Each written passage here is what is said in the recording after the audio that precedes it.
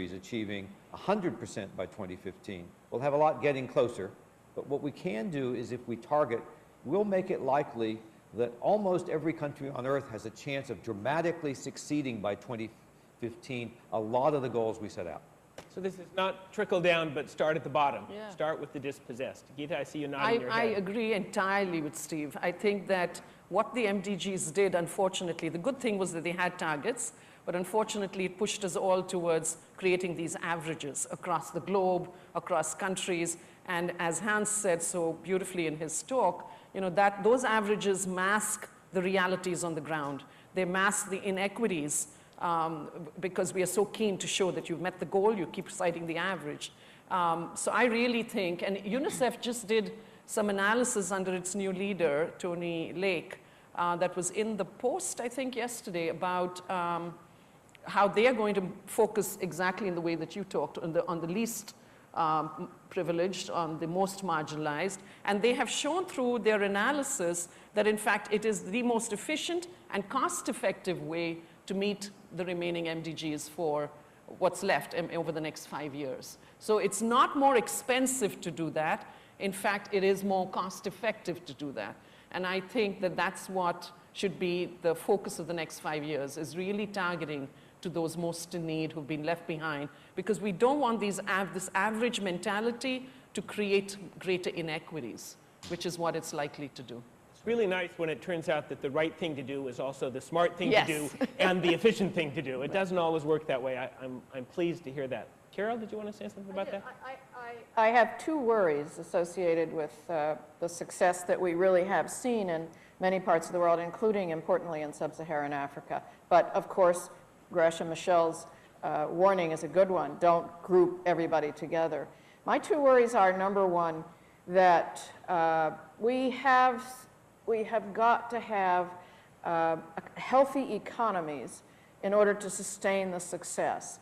The reason China has done so well is I think, less because they've invested in poverty relief in their marginalized areas, although there's been obviously some of that, but because of this extraordinarily burgeoning economy that has been able to give people jobs. People have jobs, they have salaries, and on and on and on. We know how all that works. So all of this has to be seen in a broader context. And lest we forget it is my second concern. We've just had a terrible couple of years in the world economy. We can't see yet in the data that I've looked at what the impact of that has been on achieving these goals, because most of the data in these reports only go up to 2008.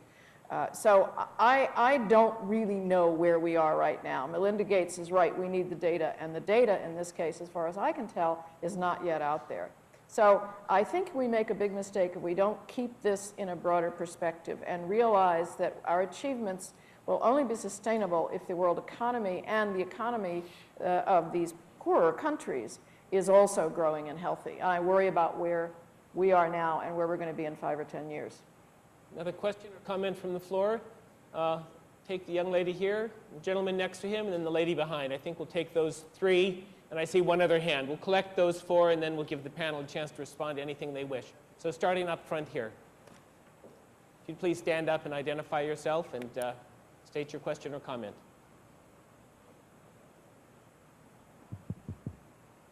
Hello? Yeah. Thank you. My name is Ragad El-Sadi, and I'm AED employee. Actually, I was very impressed by the presentation, but I just have a little comment that regarding mobilization and addressing the community and society needs in the target countries, that nobody talked about the diaspora and the ability of building bridges and cultural understanding between the Western point of view and vice versa, the targeted countries. So excellent question about the role of people who have left their own country and are now living elsewhere. I'm one of them, actually. Yes, thank you. Terrific question. It raises the broader issue of the role of migration in helping people to escape from poverty. Sir, right next to the lady who just spoke. Thank you. David Oot from Save the Children, and actually a couple of points I was going to make have been made, and I guess if I had one sort of comment on Han Rosling's presentation in the same way that he pointed out the importance of not aggregating all of Africa. I think it's really important, as you've mentioned, to look within countries because there are very, very important disparities that we need to know about and we need to address. The second, and just specifically about MDG 4, it's remarkable how much progress has been made, and we should celebrate some of the successes that are pretty unlikely in some ways. Malawi, Bangladesh, Nepal, all being on track to meet MDG 4. However, in fact, we've done the things, for the most part, that are probably easiest to do, and we reach those who are easiest to reach. And so what we need to do between now and 2015 is going to be more challenging. We can do it, but we're going to need to refocus our efforts, and among other things, in health anyway, and for child survival, those things oftentimes require a functioning health system or a more functional health system than what we often have today. Thanks very much. That's very consistent with what we were hearing from Steve and Geeta about target those who are most disadvantaged. Of course, Carol points out, unless the economy is growing, it's pretty difficult to do that. I had a third questioner, and also this lady in black here. Hello, I'm Pat Ellis from the Women's Foreign Policy Group, former journalist for public television, so my question relates to the media. I was wondering... Pat, could you hold the microphone oh closer? yeah, Thank you. I would like to raise the role of the media in raising visibility and knowledge about these issues because I think it is of major importance, and also the importance of documentaries because you need to keep educating people and making these issues visible and presented in a way that people who are not engaged in them can relate to them. It also can relate to accountability in countries when you highlight what's going well and what isn't. And I would just like to throw out one other thing. When you use prominent people who talk about these issues, people who others will listen to, that also helps the situation, as in the case of, you know, the post-earthquake in Haiti, when, you know, all these celebrities and others came out and were talking about it. It helped shine the spotlight and continue to shine the spotlight on this disaster. So I'm wondering Thanks if you could very address much. that. I think we'll take the last comment and question down here. Hello, my name is Jung Weil. I'm an independent consultant. Carol Lancaster mentioned that about 20 years ago, development was all about governments, some NGOs, and community organizations. And now we have the private sector involved. We have many other organizations involved. Who would you say are the top two rising stars, change agents that are taking more of the center stage now in the development world? Very specific question. So I'm going to let our panelists reply to any or all or none of the comments, and you've got 1 minute each. Carol. Thank you. To the last question, I get nervous about these choose one. If this is what data has done to us, I have nothing against data, but if this is what it's done to us, we're... Thank you so much. Well, how about 2000? I mean, you have to take the Gates Foundation into consideration for so many reasons, not because of the quantity of funding they've put out, but because of the example they've shown. And the sort of energy they put into it. So without knowing anything more about it, I think we have to identify the Gates Foundation. And then, you know, what intrigues me is not an individual or a group, but the group of people, venture philanthropists, individuals who have gained a lot of money. There's so much money in this country, and who come together from time to time. I know groups from the Harvard Business School and from here and there and say, okay, we're going to pull X amount of money this year. What are we going to put it into? Well, maybe we should ask the Acumen Fund to help us out, or maybe we should ask somebody else. I mean, that is, it seems to me, something new and something important.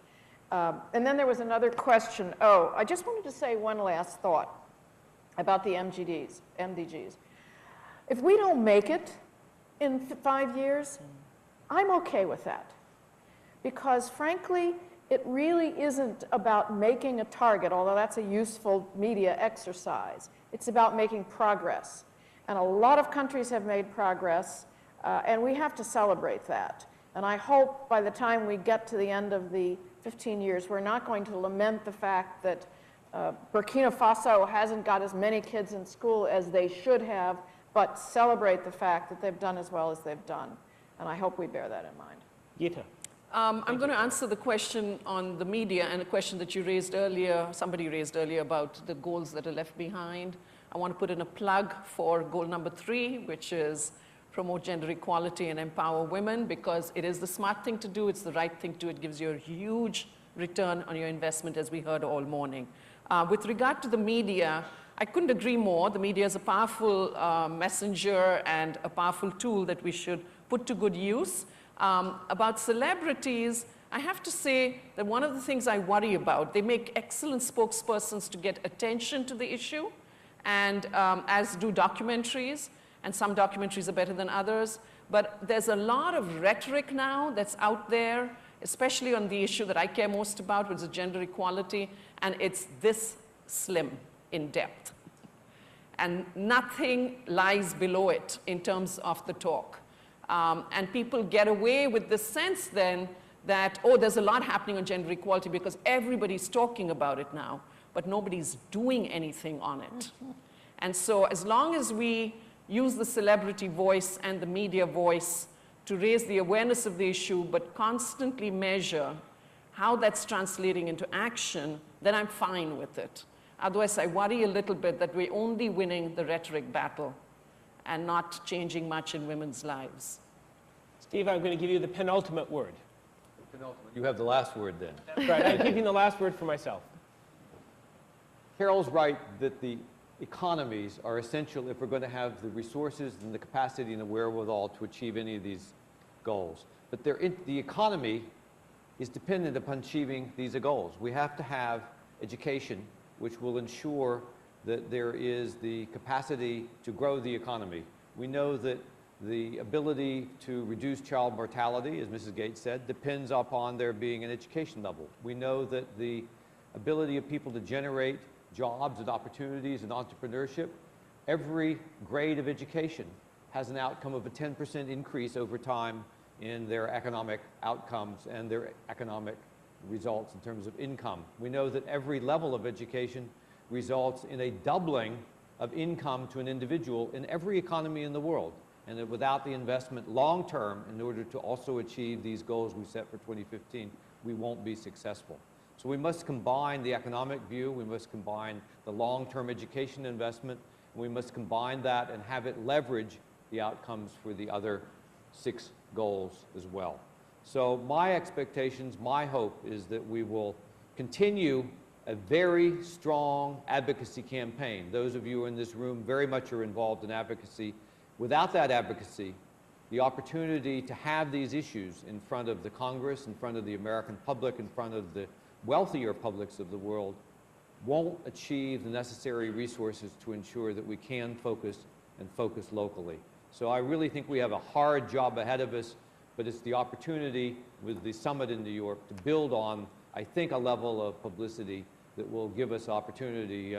Mr. Bono said, in quoting Mr. Mandela yesterday, in his article, if you read the New York Times, every now and then there's a generation that has an opportunity to do something great. I think that this is our opportunity for our generation to achieve the Millennium Development Goals, to make that difference over the next 5, 10 years, 15 in some cases for some countries. That's our destiny. We really need to band together to accomplish it. Steve, thanks very much. I'd like to thank AED and Forum 1 for organizing this. I know yesterday, while I was at home, there were AED staff, and I think Forum 1 staff here, doing all the tech checks to make sure that all of this worked today. I want to especially thank those staff who made it happen. And our panelists, Steve Moseley, Geeta Rao Gupta, and Carol Lancaster, thank you all for joining us today. Thank you.